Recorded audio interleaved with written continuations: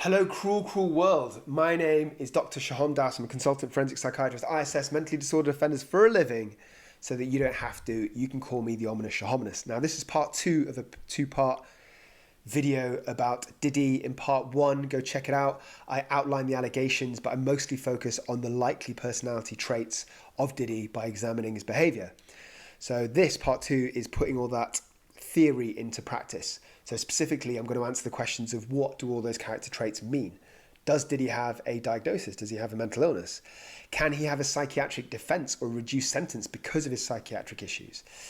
As a forensic psychiatrist, I give evidence in criminal trials. So I assess people who've got mental illnesses who might potentially have these psychiatric defenses, like not guilty by reason of insanity. So in this video, I'm going to give you an insight into what I think about Diddy's case. Plus, as a bonus, I'm going to answer a few more questions like, how would Diddy be treated in prison? Would he be offered rehabilitation in prison? How will this work? So as well as being an expert witness, I've worked as a psychiatrist in prison, so I can give you some of my knowledge. Okay, enough foreplay, cue the music.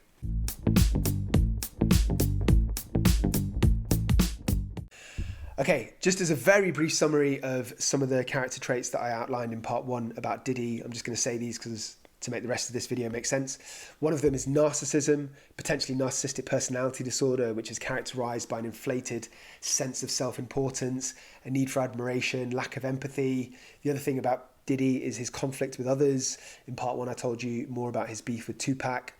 And as it happens, it reminded me of another video called What You Don't Understand About Narcissists, How Dangerous Are They? Psychiatrist Explains. So I've basically debunked some myths about narcissists and explained how they work, especially in the corporate world, and why you should beware. As I said in part one, another strong behavioural trait for Diddy is his exploitation, so completely separate to his criminal charges. Many critics have accused Diddy of exploiting others for his own gain, not in his personal life, but professionally, controlling behaviour. Further, lack of empathy and need for power and control. And I think it's fair to say that that helps in the corporate world, but in this case, it seems to be slipping into Diddy's personal romantic relationships, and these are the ingredients of a domestic abuser.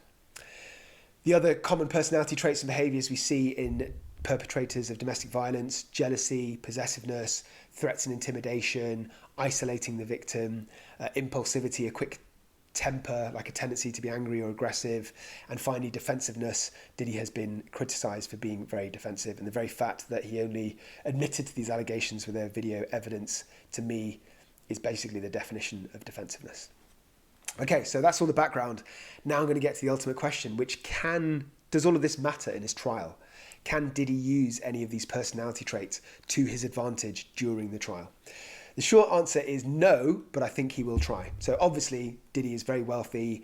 His legal team will probably be very experienced. They'll probably try and put up a very strong defense. They might instruct a forensic psychiatrist such as I.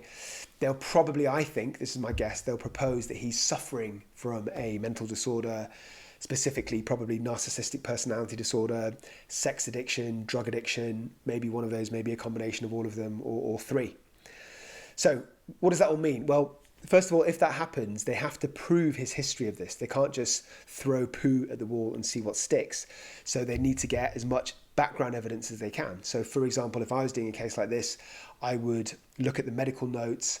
I would find evidence of him presenting to doctors or psychiatrists with sex addiction, with narcissistic personality disorder. In this case, in Diddy's case, I think it's extremely unlikely that they'll get any of this evidence because, as I said before, he's got no insight. He has shown no intention of containing his behaviour until he was caught. So I think it's very unlikely that he's gone in the past to get help with these issues. But if he did, in theory, that would massively strengthen his case. Okay, so as a forensic psychiatrist, I've given evidence in court. So in my experience, all of those personality traits that I talked about are kind of irrelevant, and I'll explain why. At a push, if they are kind of lucky and if they've got a really good psychiatrist and if the judge is perhaps a little bit naive, open, at a push, they could argue a personality disorder, but not really a mental illness. So what's the difference? Very briefly, a personality disorder, your personality is your character traits, how you interact with the world around you, other people. So personality disorder means that your baseline characteristics are flawed. So, you could be narcissistic, meaning you're full of yourself. You could be antisocial, meaning you're aggressive, impulsive. You could be borderline, meaning that you can't contain your emotions. So different types of personality disorders. But crucially, it's not a change in your baseline state. So you're in control of your actions. It's just a description of what you are like as a person, as opposed to a mental illness. So mental illness, schizophrenia, for example, even very severe depression, is a change from your baseline. And symptoms like hearing voices, like paranoid delusions, control your actions. So if you can prove, or if the forensic psychiatrist can prove that you weren't in control of your actions, you could have a psychiatric defense. So crucially, what I'm saying is that they might say he's got a personality disorder, but they can't argue that he wasn't in control of his actions. Very quickly, just to mention, just to kind of show the difference, as an analogy, you've probably heard of Callow Kane. So he's the Nottingham stabber who tragically killed 3 people in Nottingham in, I believe it's June 2023. So the reason I'm mentioning him is because he was hearing voices. He had delusional ideas and beliefs. He felt compelled to do what he did because of these psychotic experiences. Now, Diddy cannot argue any of those things. He doesn't have any evidence of any of those things. In theory, if he was very lucky, and if he had a sympathetic judge, he could get mitigating circumstances. So he's still convicted, he's still in prison, but maybe a shorter prison sentence, especially if he puts on this sub-story, I've suffered with this horrible sex addiction, Your Honour, I've been trying to battle it for years. In theory, I think it's unlikely because of the heinous nature of his crimes and because it's so high profile. I don't think any judge would want to look weak or be criticised. But I'm just sort of letting you know what could happen in theory. Okay, moving on. Here's an interesting question. How would P. Diddy be treated in prison? Before I get into that, I just want to introduce you to this channel, A Schmike for Small Minds. I'm a forensic psychiatrist, so my videos are either about mental illness or they're about criminality and offending, and a crossover between the two. I don't usually make videos like this. I've done a couple. R. Kelly is one that stands to mind. Jimmy Savile's one of my psychoanalysis of him is one of the most popular one. Go check it out. More recently, I've been doing things like hidden signs of autism, hidden signs of PTSD, reasons why your therapist sucks, 5 myths about toxic masculinity, 5 myths about bipolar, all that good stuff. So go chickadee check it out. I implore you to subscribe. Not only does it help me out immeasurably, but if you subscribe, your light bulbs will never blow ever again. They will just keep working for the rest of your life, guaranteed, or your money back. Okay, back to Diddy. So moving on, how will Diddy be treated in prison? Obviously, it goes without saying, the biggest factor is his celebrity status as a well-known public figure. So he might receive special attention or treatment from the other inmates, and it might be positive or it might be negative. So some inmates see some celebrities as a figure of admiration, like Mike Tyson, he was highly revered when he was in prison. Others might resent wealth and fame. And another huge factor, and I think this is relevant for Diddy especially, is the type of crime. So there's like a hierarchy of people in prison. I don't want to use the words because of YouTube, but schmedophiles and schmapists at the bottom of the hierarchy, and they're seen as scum. They will be hurt, they'll be bullied, they'll be targeted if they're known to do that. So obviously that's what P. Diddy's, most of his charges are. So I think he'll fall towards the bottom of this hierarchy, as opposed to another rapper, celebrity that came in with, like, say, violent charges or got drug charges. They'd probably be revered if they're well liked in the community.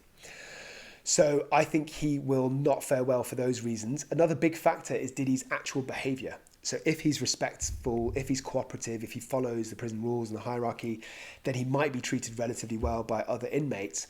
But if he was aggressive or if he's confrontational, that could lead to negative consequences. So which one of those is more likely? I think it can go either way. I think his natural tendencies, as I've outlined, and his personality is this cockiness, this control, this aggression, this impulsivity, this dominance. But he's not stupid. He's going to be shell-shocked that his world's crumbling down. He's going to be checking his own behaviour.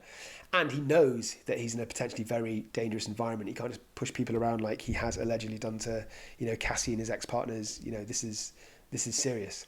So I think personally that he'll put his tail between his legs and slot himself near the bottom of the prison hierarchy.